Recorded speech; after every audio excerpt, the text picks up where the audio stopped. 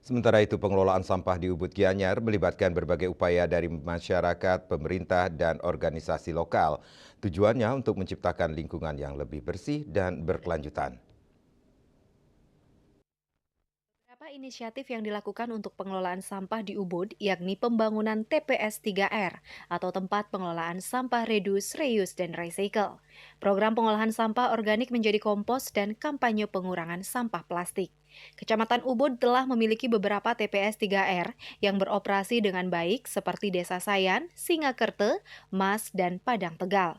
Desa adat Padang Tegal misalnya telah mengelola rumah kompos sejak 2012 untuk mengolah sampah organik menjadi kompos yang kemudian digunakan untuk pupuk tanaman.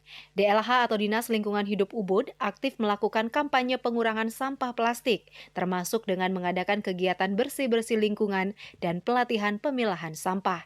DLH Ubud memberikan edukasi kepada masyarakat dan pelaku usaha pariwisata mengenai pentingnya pengelolaan sampah, termasuk pemilahan dan daur ulang.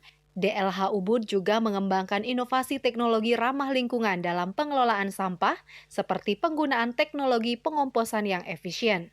Masyarakat Ubud secara aktif terlibat dalam pengelolaan sampah, baik melalui kegiatan pemilahan sampah di rumah tangga, penyetoran sampah ke bank sampah, maupun mengikuti kegiatan bersih-bersih lingkungan. Pengelolaan sampah di Ubud melibatkan kerjasama antar pemerintah, masyarakat, pelaku usaha pariwisata, dan organisasi lokal.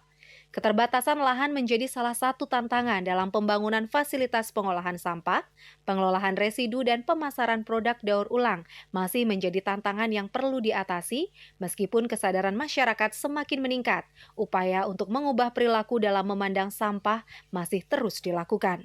Dengan upaya bersama, diharapkan Ubud dapat menjadi contoh kawasan wisata yang berkelanjutan dan ramah lingkungan, serta mampu mengatasi permasalahan sampah dengan lebih efektif.